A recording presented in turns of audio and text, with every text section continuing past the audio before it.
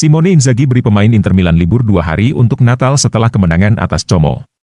Pelatih Inter Milan, Simone Inzaghi, memberikan skuadnya waktu liburan selama 2 hari untuk merayakan Natal setelah kemenangan meyakinkan 2-0 atas Como kemarin, 24 Desember 2024. Menurut laporan dari Internews, para pemain Nerazzurri dijadwalkan kembali berlatih pada 26 Desember untuk persiapan laga tandang melawan Cagliari pada akhir pekan ini. Kemenangan atas Como, yang diperoleh berkat gol Carlos Augusto dan Marcus Thuram, menjadi penutup sempurna bagi laga kandang Inter Milan di tahun 2024.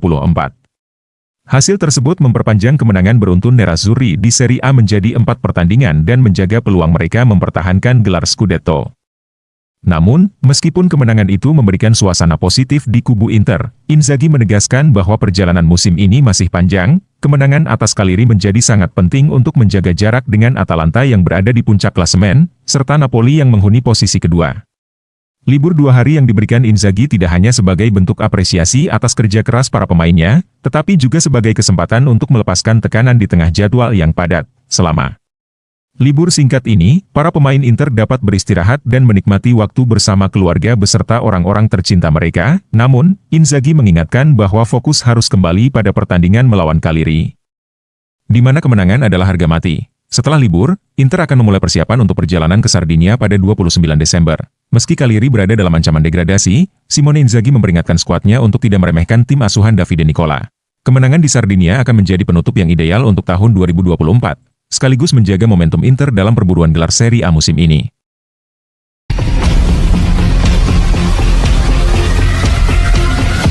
Inter berpeluang datangkan bek baru di bursa transfer Januari dengan biaya di bawah 1,5 juta euro. Nicolo Bertola dilaporkan menolak untuk memperpanjang kontraknya di Spezia di tengah ketertarikan dari Inter. Menurut laporan Il Secolo 19, pemain berusia 21 tahun itu menolak tawaran terakhir dari Spezia untuk memperbarui kontrak yang akan berakhir pada akhir musim ini, meskipun dianggap pemain yang sangat penting oleh pelatih Luca De Angelo. Bertola berkeinginan untuk meninggalkan klub. Ini tentu menjadi kabar baik bagi Inter. BP Marotta, presiden sekaligus CEO olahraga Inter, telah mengidentifikasi Bertola sebagai peluang pasar yang menjanjikan. Marotta berharap bisa membawa bek muda berbakat ini ke Giuseppe Meazza dengan status bebas transfer pada musim panas mendatang. Rencana awal Inter adalah merekrut Bertola di akhir musim, namun mereka kini berpotensi mempercepat langkah mereka dalam beberapa minggu ke depan. Dengan Bologna dan Torino juga tertarik, Inter harus bertindak cepat agar tidak kehilangan Bertola ke klub Serie A lain. Sementara itu, Spezia mungkin akan mempertimbangkan untuk menjual pemain muda berbakat mereka pada Januari mendatang. Dengan cara ini, mereka setidaknya bisa mendapatkan keuntungan dari kepergian Bertola yang sudah diambang pintu.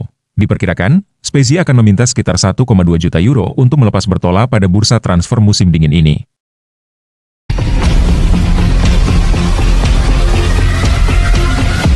Pertahanan Inter Milan kembali jadi benteng kokoh. Sejak hasil imbang mengecewakan 4-4 melawan Juventus pada 28 Oktober lalu, Inter Milan kemudian berhasil melupakan kerapuhan pertahanan yang sempat membayangi mereka. Dengan performa defensif yang kini jauh lebih solid, Nerazzurri telah membangun kembali tembok kokoh yang membuat mereka sulit ditembus di Serie A. Kebobolan 4 gol dari Juventus menjadi titik balik bagi Inter. Setelah itu, mereka hanya kebobolan 3 gol dalam 11 pertandingan terakhir di semua kompetisi, sembari mencatatkan 8 clean sheet. Statistik ini mencerminkan perbaikan besar dalam pertahanan mereka, yang sempat goyah dengan 13 kebobolan gol dalam 9 laga awal musim 2024-25 ini. Menurut Gazzetta dello Sport, keberhasilan ini berakar pada manajemen taktik dan rotasi pemain yang cermat oleh Inzaghi. Meskipun harus menghadapi absensi bek kunci seperti Francesco Acerbi dan Benjamin Pavard, Inter tetap mampu menjaga kualitas permainan dan performa defensif yang impresif. Salah satu kunci kebangkitan Inter adalah soliditas Jan Sommer di bawah mister gawang. Penjaga gawang veteran asal Swiss itu tampil dengan otoritas dan kepercayaan diri, memimpin lini belakang yang telah menunjukkan peningkatan signifikan. Selain itu, Inzaghi juga mengandalkan kedalaman skuad untuk mengatasi cedera pemain, dengan memberikan kesempatan kepada pemain seperti Jan Aurel Bisek dan Carlos Augusto. Jan Aurel Bisek kini menjadi andalan di lini belakang, sementara Carlos Augusto memberikan kontribusi ofensif signifikan, termasuk gol penting melawan Lazio dan Como. Alessandro Bastoni tetap menjadi poros tak tergantikan di lini pertahanan. Statistiknya luar biasa. Pemain dengan nomor punggung 95 ini memimpin dalam berbagai metrik seperti sentuhan bola di area lawan, peluang besar yang diciptakan, serta akurasi umpan panjang. Saat melawan Como, Bastoni ditugaskan sebagai bek tengah, peran yang tidak diembannya selama 2,5 tahun. Hasilnya, ia menyentuh bola sebanyak 104 kali dan mencatatkan 84 umpan sukses. Sebuah pencapaian yang belum bisa ditandingi pemain lain musim ini. Sukses ini tidak hanya tentang pemain individu, tetapi juga pendekatan taktis yang diterapkan Inzaghi. Dengan memanfaatkan rotasi yang cerdas, ia mampu menjaga intensitas permainan meskipun jadwal padat dan banyaknya cedera. Selain itu, kemampuan tim untuk memanfaatkan bola mati menjadi senjata andalan. Gol Carlos Augusto melawan Como, yang berasal dari assist Hakan Alhanoglu melalui sepak pojok, menjadi contoh nyata bagaimana Inter memaksimalkan peluang dari situasi seperti ini.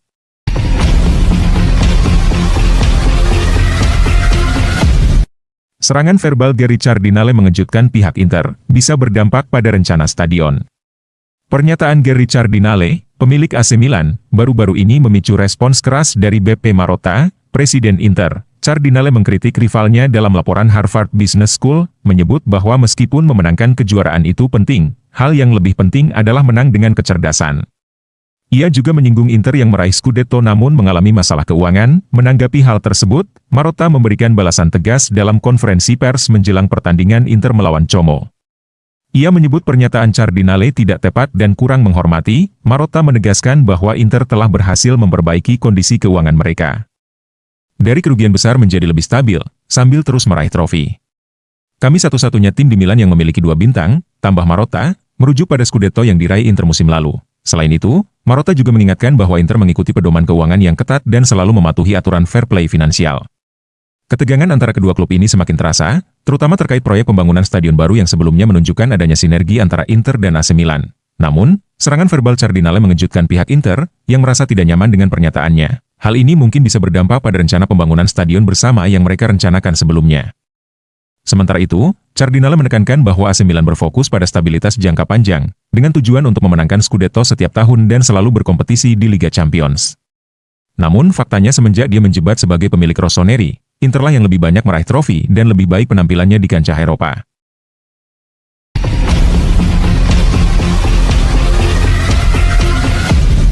Striker Inter, Marcus Thuram masuk top 10 sepatu emas Eropa bersama Matteo Retegui.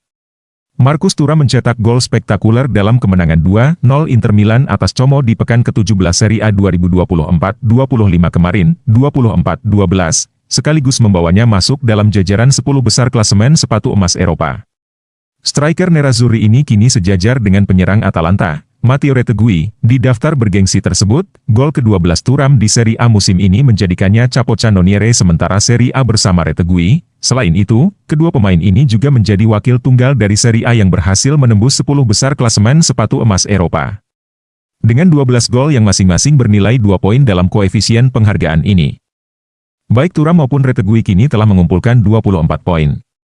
Raihan ini membawa mereka sejajar dengan beberapa nama besar di Liga Top Eropa. Gol yang dicetak Thuram melawan Como adalah gol keempatnya secara beruntun dalam 4 laga terakhir Serie A. Performa luar biasa ini membuatnya semakin mendekati rekor pribadi 13 gol dalam satu musim Serie A yang sebelumnya ia cetak. Selain itu, kontribusi konsisten Thuram menjadi salah satu alasan utama Inter Milan terus bersaing di puncak klasemen Serie A musim ini. Saat ini, Robert Lewandowski memimpin perburuan sepatu emas Eropa dengan 32 poin, berkat 16 golnya di La Liga bersama Barcelona sejauh musim ini. Mohamed Salah dari Liverpool mengikuti di posisi kedua dengan 30 poin.